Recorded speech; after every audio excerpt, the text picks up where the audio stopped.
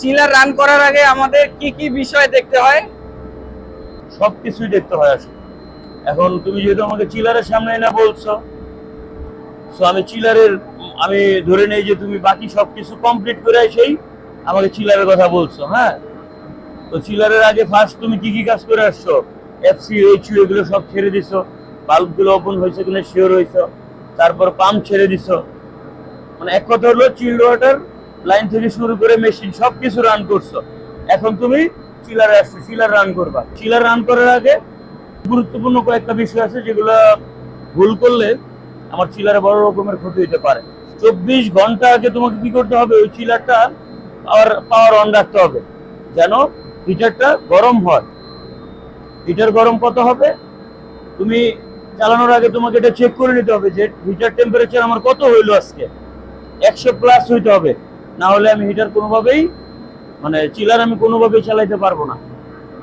হ্যাঁ, এরপরে আসো যে বিষয়টা, সেটা হলো যে চিলারের যে ভালভ থাকে, যদি বিএমএস এর সাথে কানেক্টেড থাকে তাহলে বিএমএস অ্যাকচুয়েটর ভালভ, আর যদি না থাকে তাহলে আমার ম্যানুয়ালি তোমার বাটারফ্লাই ভালভ থাকে। এই ভালভগুলো ইনশিওর করতে হবে তোমার খোলা কিনা। যদি ওপেন না থাকে ভালভ, তাহলে তুমি পানি ঢুকবে না, ইন আউটে পানি ঢুকবে না। পানি না ঢুকলে তোমার চিলার চালাইলো মানে চলবেই না। আমাদের এটা অটো, তো আমাদের এটা চলবেই না। মাস্ট বি এটা দেখতে হবে। দেখার পর তোমার ডিসপ্লেতে আসবা। আসো ডিসপ্লেতে দেখাই।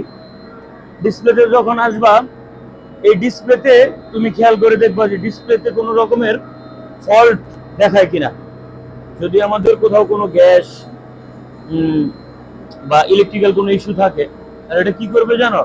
এটা খুব সুন্দরভাবে এখানে ফল্ট গুলো লেখা থাকবে। যদি ফল্ট লেখা থাকে, তাহলে তোমাকে আগে যেটা করতে হবে, এই ফল্ট গুলো কেন হয়েছে, কোনো জায়গায় বাল্ব বন্ধ, গ্যাস কম, ইলেকট্রিক্যাল পাওয়ার সাপ্লাই ঠিক নাই, ওই জিনিসগুলো তোমাকে সমাধান করতে হবে।